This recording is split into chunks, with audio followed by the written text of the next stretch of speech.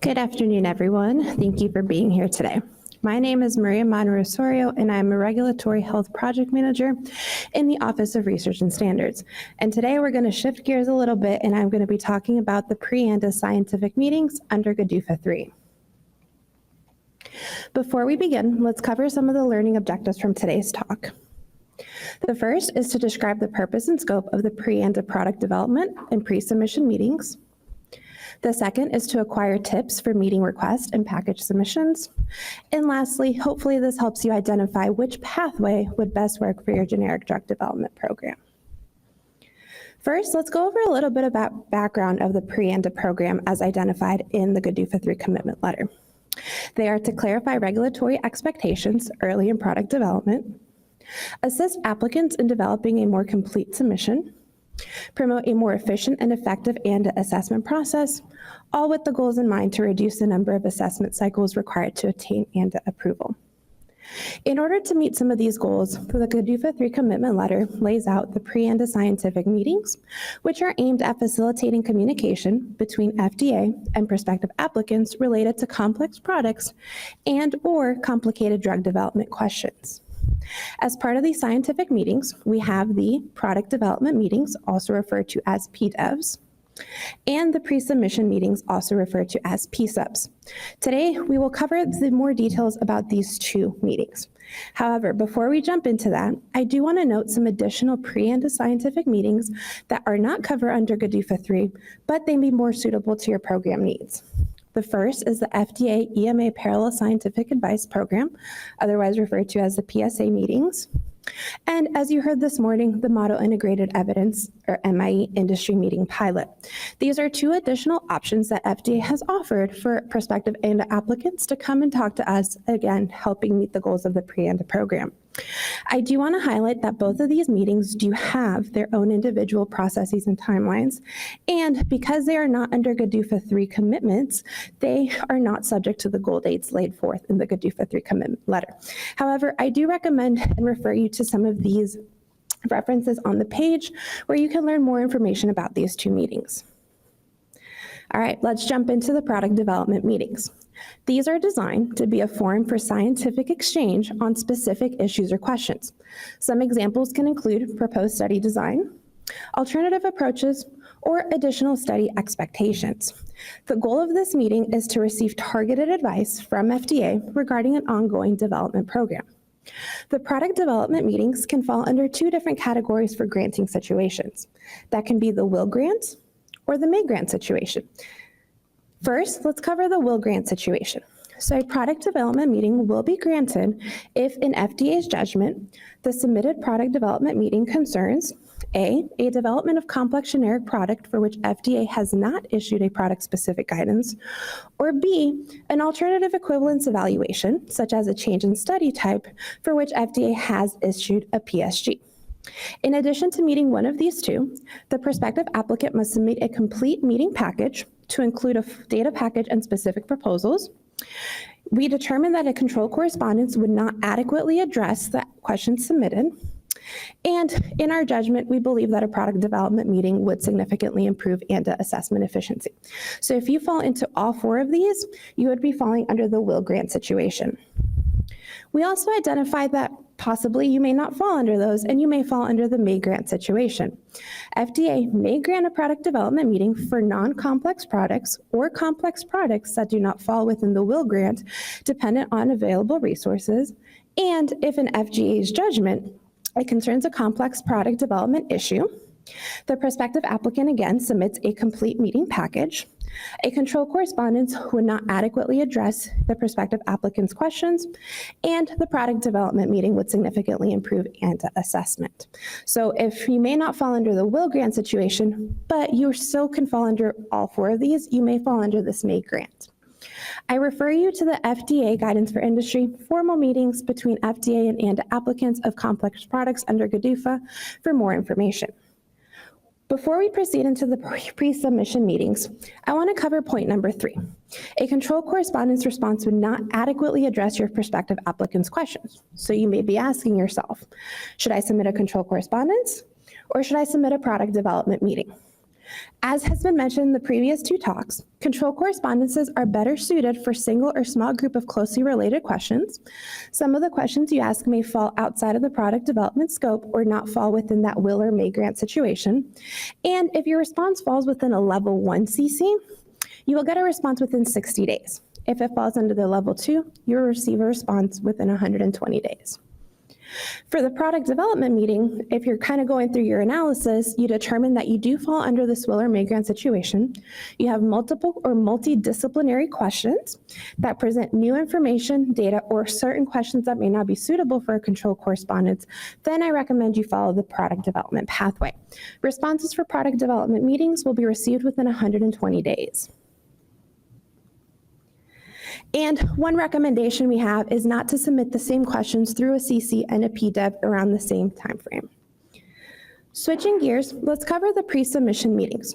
So the PSUB meetings under GDUFA 3 commitment letter have been redesigned. So this is a new type of meeting versus what was identified in GDUFA 2.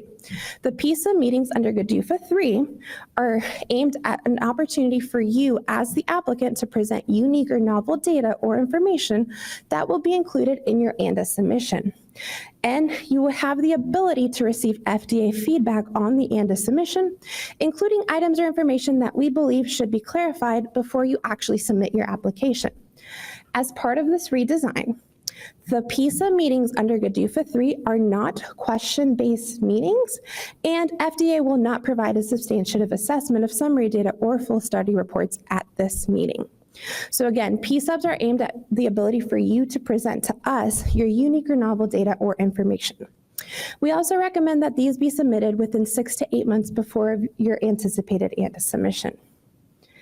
In order to be eligible for a PSUB meeting, FDA will grant a PSUB meeting if the applicant was granted a product development meeting for the same complex generic product, or FDA believes in its sole discretion that the PSUB meeting will improve assessment efficiency. I do want to highlight that even if you were granted a product development meeting for the same complex generic product, if your package submission for the PSUB does not meet the scope of the PSUB meeting, your meeting may be denied. Additionally, if you did not have a product development meeting, you may still submit a PSUB meeting. Regardless of that, you will simply need to explain why you believe a PSUB meeting will be beneficial. We do recommend, if you do have questions on your ANDA generic development program, that you seek our input via the product development meeting prior to submitting the request for the PSUB. And as a general note, submitting or not submitting a PSUB meeting will not prejudice the receipt of assessment of an ANDA. So as part of these two meetings, we have different types of meeting formats. For product development and product submission meetings, you can request meetings as an in-person, face-to-face meeting. That is where core staff will participate in person at FDA's White Oak campus. And you may also have additional attendees participating virtually. That is where we would get into that hybrid meeting format. Alternatively, you can request a video conference where FDA and applicant attendees will participate from various remote locations via video connection with audio and visual communication, and presentation materials may be projected throughout the meeting. I do want to note that the GDUFA 3 commitment letter does give you the option to submit a teleconference. However, due to the scientific nature of these meetings, FDA will upgrade you to a video conference. And for the product development meetings only, you do have the option to receive a written response only, where you will be receiving a written response to the questions that you have submitted. And we may also grant these as written response only when the meeting is granted beyond the scope of the commitment letter. Before we proceed, let's get into challenge question number 1. As a prospective applicant, you wish to submit a pre-ANDA meeting to present unique or novel data or information in your upcoming ANDA submission. Which type of meeting should you submit? A product development meeting or a pre-submission meeting? Guesses?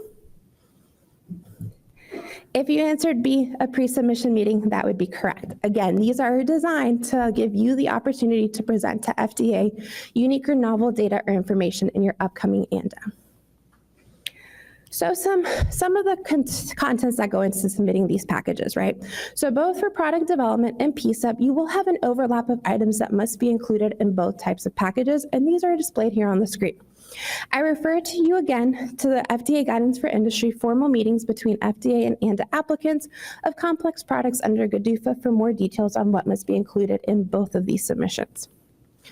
For the product development meeting specifically, be sure to request the meeting format, which can be a face-to-face, a video conference, or a written response only. And if you are requesting a face-to-face or a video conference, be sure to include the proposed agenda items, as well as dates that may not work for your company. And here's the meat of the PDEV meetings, a list of questions that are clearly numbered and grouped by discipline for discussions. For each question, be sure to include a brief explanation of the context, purpose, and justification with sufficient rationale or data to support the discussion. These are the questions that will be answered in your meeting as well as discussed if you have a face-to-face or video conference. For the P-sub, similarly, make sure you request the meeting format. This can be a face-to-face or a video conference. Whether or not a PDEV meeting was previously granted to you, be sure to include the event IDs and summary of advice if you did have a pre-dev meeting. As I mentioned, you may still submit a P-sub without having had a PDEV meeting, but you need to provide an explanation of why a P-sub should be granted and the estimated timeline for when the ANDA will be submitted. Now we get into some of the really important things for the P-sub meeting package, and that is the unique or novel data or information that you are including as part of your ANDA submission. This can be formulations, key studies, and the interrelationship of the data and information in an ANDA. So this is what will determine what will be discussed during your P-sub meeting. And in order to help you facilitate how to structure this can actually be submitted in the form of a draft meeting presentation. Here are some items to include, but you can also include additional items if you would like. We refer you to Appendix B of the guidance that I've been mentioning, as it does provide additional information as well as a template that you may utilize as you're structuring your package. So some final tips on your meeting package: make sure you review all applicable guidance and standards before submission. At the end of my talk, I have a references slide with additional references that may be beneficial to you. For product development meetings, be sure to ask the specific questions and with sufficient justification, and avoid asking questions pertaining to assessment issues, as those fall outside of the scope of the pre-ANDA program. For P-subs, do not include specific questions. As I mentioned, the P-subs are not question-based meetings, and do not request a teleconference or written response, as those are not eligible formats for P-subs. So let's look at a little bit of the meeting timeline and some of the changes that have been noted within GDUFA 3. For the product development meeting, no changes were identified in that your grant denied decision will still be within 14 days of the FDA receipt date, and your meeting would be conducted within 120 days of the FDA grant date. For the P-sub meetings, this is where things have changed. The grant denied decision is within 30 days of the FDA receipt date, and the reason that this is 30 days instead of the previous 14 is because during this time, we will identify the ANDA assessors reviewing your packages, as well as give you additional input for items that will be that we recommend you include within your meeting presentation, and that would be included within the grant letter. And then the actual meeting would be conducted within 60 days. So it's a much more shorter time frame than the product development meetings. For both types of meetings, if you have a face-to-face or a video conference, you will receive preliminary written comments no later than 5 days before the meeting. Both meetings will be 60 minutes, and the meeting minutes will be issued within 30 days. For product development meetings that are granted as written response only, the final written response will be issued within 120 days. You will receive a written grant or denied decision, and these are some examples of why the meetings may be denied. The product is not a complex product, the request is premature for the stage of product development, or the meeting package is incomplete or inadequate information was provided. Again, these are simply examples. If your meeting is denied, as part of your denial letter, FDA will indicate why the meeting was denied, as well as some tips for a pathway forward for you. If your meeting was granted, the identified FDA staff will assess your meeting package. If for product development meetings we have additional questions, we may issue you an information request, and that can be sent at any point during the meeting timeframe. For P-sub meetings, we do not anticipate issuing any IRs, simply because as part of the grant letter, we have already identified additional topics that we believe you should include in your final presentation. The preliminary comments. So these vary depending on what type of meeting you've been granted. If you are granted a product development meeting, the preliminary responses are FDA's preliminary response to the questions submitted in the meeting package. Upon receipt of these, you have the option to submit a revised agenda. That is, you feel that some of the questions that you've asked have already been answered and you don't need to discuss them at the external meeting. You have the ability to submit presentation materials as well to align with that revised agenda. Or if you feel that the preliminary responses adequately address your questions, you may cancel the meeting altogether. And you have the ability to change from a face-to-face to a video conference. For PSUBs, the preliminary comments may request additional information for you to include in your final presentation, or it may simply indicate no further comment. We do ask that you submit your final presentation, which will be utilized during the external meeting 48 hours before the scheduled meeting, as that will help guide the discussion. It is very important. One big difference here is that the preliminary comments for a PSUB meeting should not result in a cancellation of that meeting. So your meeting date has come. If you have a product development meeting, the meeting will follow your updated agenda, and the discussion should focus on clarifying questions on the agency's preliminary comments. Please note that FDA will not address or comment on any new data or questions not presented in the original meeting package. For the PSUB meetings, the meeting will follow your final presentation submitted, and during which FDA will provide feedback on the items or information that we believe should be further clarified before your actual ANDA submission. Following the meeting, you as the applicant have the ability to submit a meeting summary of your understanding of the discussion 7 calendar days after the meeting is held, and the FDA meeting minutes will be issued within 30 calendar days after the meeting. And these FDA-issued meeting minutes are considered the official record of the meeting. If upon receipt of the meeting minutes, you have a dispute of the way the discussion was recorded, you may submit a dispute of meeting minutes within 10 days of calendar receipt by contacting your POC. If FDA determines that the meeting minutes accurately and sufficiently reflect the meeting discussion, the POC will convey this information to you. However, if after discussion, FDA deems it necessary to change the official meeting minutes, the changes would be documented in an addendum. If after all this you still have additional questions or you have further clarification questions that remain, we recommend that you submit a control correspondence or a new meeting request as appropriate based on the type of questions that you still have. Challenge question number 2.